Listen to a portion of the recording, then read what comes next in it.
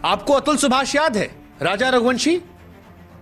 ये वो पुरुष थे जिनकी हत्या या तो उनकी पत्नियों ने की या पत्नी से प्रताड़ित होकर जिंदगी उन्होंने छीन ली। ये खबरें जब आईं तो समाज में हम और आप हिल गए। सोशल मीडिया से लेकर टीवी अखबारों में चौबीसों घंटा चर्चा करने लगे। लेकिन इन खबरों के बीच में हम ये भूल गए कि हमारे देश में महिलाओं के साथ भी गुनाह हो रहा है। और तभी तो देखिए ना, ओडिशा में 20 साल की लड़की की इज्जत आबरू जब उसके शिक्षक ने लूटनी चाहिए और उसने आत्मदाह कर ली तो हमें आपको पता भी नहीं चला। हमें और आपको यह एहसास भी नहीं हुआ कि जब गुरु गुनहगार बन जाए तो शिष्या कहां जाए। 20 साल की लड़की के साथ ओडिशा में जो कुछ हुआ वो हादसा नहीं था, उस भरोसे की मौत थी जिस पर गुरु शिष्य का रिश्ता खड़ा था। वो लड़की आज लाश बनी है क्योंकि उसने अटेंडेंस के बदले, नंबर के बदले अपने टीचर को अपनी इज्जत देने से मना कर दी। उसने रिस्पेक्ट में सर झुकाया लेकिन अपनी आत्मा को नहीं बेचा। शायद अगर वो हां कहती तो जिंदा होती है, जिंदा लाश बनकर, लेकिन अब वो नहीं है। लेकिन समस्या यह है कि इस देश ने औरतों के साथ होने वाले गुनाह को न्यू नॉर्मल मान लिया है। यह मान लिया है कि महिलाओं के साथ होता ही है, महिलाओं के साथ तो यह ईव टीजिंग चलती ही है, महिलाओं के साथ घटनाएं तो इतनी नॉर्मल है कि अब हमारी और आपकी आत्मा जो है वो इसको लेकर आक्रोशित नहीं होती। और यही वजह है कि ओडिशा में 20 साल की बच्ची की मौत की खबर किसी टीवी चैनल पर नहीं है। कोई एंकर उसकी मां के घर नहीं जा रहा, कोई प्राइम टाइम में डिबेट नहीं हो रही, क्योंकि यह खबर एंटरटेनमेंट या टीआरपी नहीं है। किसी हीरो के पैर में गोली लग जाए, किसी हीरो को चोट लग जाए या कोई चाकू मार दे तो 24 घंटे खबर चलती है। कोई हीरोइन बोटॉक्स करवाने या एंटी एजिंग सप्लीमेंट लेने के चलते मर जाए तो 3-3 दिन तक खबर चलती है। लेकिन एक 20 साल की लड़की जो पढ़ने लिखने गई थी, जो सपनों को पूरा करने गई थी, और उसकी इज्जत जब उसके टीचर ने लूटने की कोशिश की और उसने हिम्मत दिखाई, स्कूल को बताया, कॉलेज को बताया, और फिर वो तिल तिल कर मरी, तो हमें और आपको उस लड़की की चीखें सुनाई नहीं पड़ी। हमारी संवेदनाएं, ऐसा लगता है, टीआरपी ट्रेंड से तय होती है कि अगर बड़े आदमी के साथ है तो हम आप आक्रोशित होते हैं। आम आदमी है, कोई फर्क नहीं पड़ता। किसी लड़की का टीचर शोषण करे, बच्ची कर ले, आज समाज के तौर पर ना हमें गुस्सा आता है, ना शर्म आती है, ना आंदोलन होता है, ना बहस होता है। सवाल फिर पूछ रहे हैं कि क्या जब तक कोई लाश बनकर नहीं चीखेगा हमारी आपकी आत्मा झकझोरेगी नहीं? और अगर नहीं झकझोरती तो आज सौम्य मिश्री की कहानी सुनिए, क्योंकि यह आपको झकझोरेगी। सौम्य मिश्री ओडिशा के बालासोर जिले के रहने वाली, बीएड कर रही थी, होनहार छात्रा थी, मेहनती थी, अपने माता पिता के सपनों को पूरा करने जा रही थी।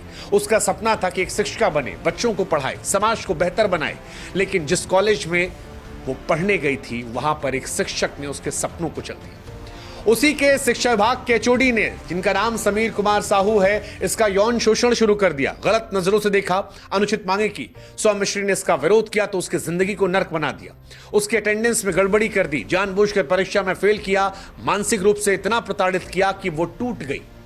हालांकि सौम्य मिश्री इतनी जल्दी हार मानने वालों में से नहीं थी।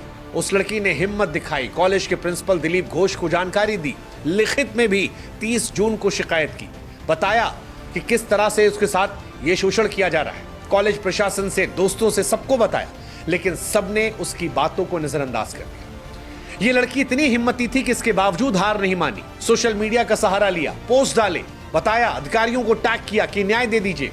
लेकिन जब किसी ने उसकी बात नहीं सुनी, न सरकार, न प्रशासन, न मीडिया, न स्कूल, न दोस्त, तब 12 जुलाई 2025 को सारी उम्मीदों के टूटने के बाद उसने प्रिंसिपल के कार्यालय के सामने खुद पर पेट्रोल डालकर आग लगा दी।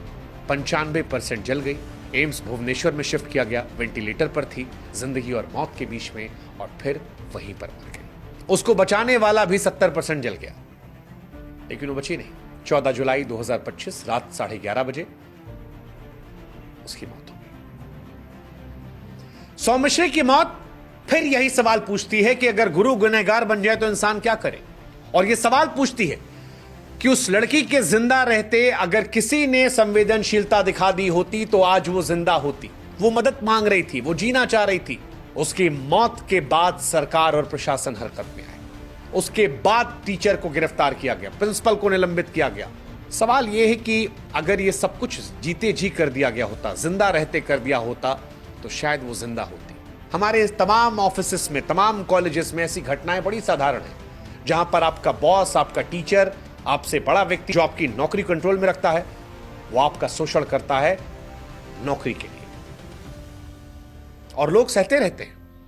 ये बहादुर लड़की थी जिसने सहा नहीं, जिसने हिम्मत दिखाई, जो आगे गई,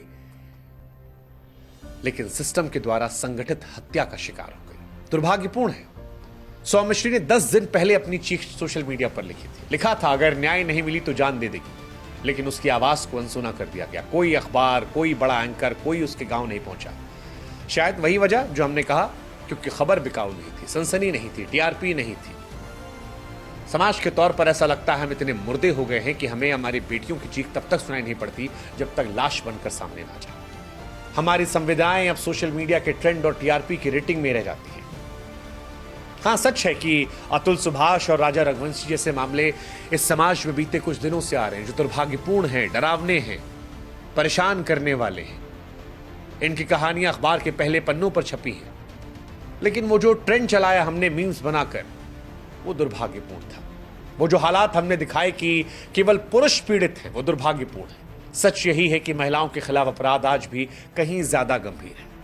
2022 के एनसीआरबी के आंकड़े कहते हैं कि भारत में 31,516 रेप केसेस दर्ज हुए, यानी हर दिन 86 और हर घंटे 3 से ज्यादा रेप होते हैं। ये सिर्फ दर्ज हुए मामले हैं साहब, असल संख्या इससे कहीं ज्यादा है। दिल्ली में हर 1 लाख महिलाओं में 144 किसी ना किसी अपराध का शिकार हो जाती है। ओडिशा में यह आंकड़ा 103 है। घरेलू हिंसा, छेड़छाड़, यौन शोषण के मामले हर रोज बढ़ रहे हैं, लेकिन समाज के तौर पर अब न गुस्सा होता है, न बहस, न आंदोलन। क्या हमने मान लिया है कि बेटियों का दर्द अब खबर नहीं? और ये केवल ओडिशा की कहानी नहीं है, सौम्यश्री कोई अकेली कहानी नहीं है। ये हर उस लड़की की कहानी है जो अपने हक के लिए लड़ती है और अकेली छोड़ दी जाती है। आप याद कीजिए, कुछ समय पहले कोलकाता में भी हुआ था। एक बड़ा लॉ कॉलेज है, कर्मचारी ने वहां के छात्रा के साथ रेप किया। उस कर्मचारी को लेकर पहले भी शिकायतें थी, लेकिन वो बच गया क्योंकि वो धौंस जमाता था कि उसके चाचा विधायक है। हमारी समस्या यही है, जब भी कोई लड़की आवाज उठाती है तो अपराधी को बचाने के लिए कोई बड़ा नाम सामने आता है, और समाज उल्टा लड़की सवाल पूछता है कि तुमने ऐसे कपड़े क्यों पहने, रात को बाहर क्यों निकली थी, लड़कों से दोस्ती की, तुमने ही कुछ गलती की होगी, इतना घुल मिल के क्यों बात करती हो, लड़कों को छू छू कर बात करोगी तो लड़के नहीं करेंगे तो क्या करेंगे। आज जब ओडिशा में 20 साल की सौम्यश्री अब इस दुनिया में नहीं है, तो यह सवाल उठता है कि हम खामोश क्यों थे, हम चुप रहते तो शायद ये नहीं होता। हालांकि अगर आप चाहते हैं कि और सौम्यश्री सामने ना आए, तो आपको नीति बदलनी पड़ेगी। सुनिश्चित करना पड़ेगा कि कॉलेज में सख्त नीतियां हो, यौन शोषण के खिलाफ तुरंत कार्रवाई हो, जवाबदेह बनाया जाए। पुलिस प्रशासन की जिम्मेदारी हो कि अगर शिकायत मिले तो ईमानदार जांच हो, सबूत जुटाए जाए। मीडिया की भूमिका भी हो कि ऐसी घटनाओं को सुर्खियां बनाया जाए ताकि समाज और सरकार पर दबाव बने। समाज का भी साथ चाहिए। हमें उन बेटियों की आवाज बनना होगा जो अकेले लड़ रही, उनके साथ खड़ा होना होगा, ना कि चुप कराना होगा। सोच में बदलाव लाना पड़ेगा। हमें बेटियों को सिखाना पड़ेगा किसी मर्जी के बगैर कुछ करना गुनाह है। ताकत का मतलब किसी की दबाना नहीं, रक्षा करना है। और आखिरी सवाल कि सौम्यश्री की चीखें क्या आपको परेशान नहीं कर रही? सौम्यश्री 20 साल की ओडिशा की लड़की आज शायद पूछ रही कि उसका गुनाह क्या था। शिक्षक हैवान बन गया, उसने तो सच बोला ना।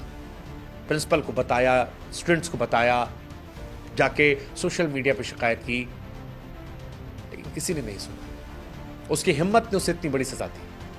अगर आज आप शांत रहे तो कल कोई और सौम्यश्री अपनी जान गंवाएगी। वक्त है आवाज उठाने का, सवाल पूछने का, बेटियों के साथ खड़े होने का जो अकेली पड़ गई। क्योंकि अगर आज आपने कुछ नहीं किया तो कल आपकी बेटी, आपकी बहन, आपकी दोस्त की बारी हो सकती है। क्या आप तब भी चुप रहेंगे? सोचिएगा।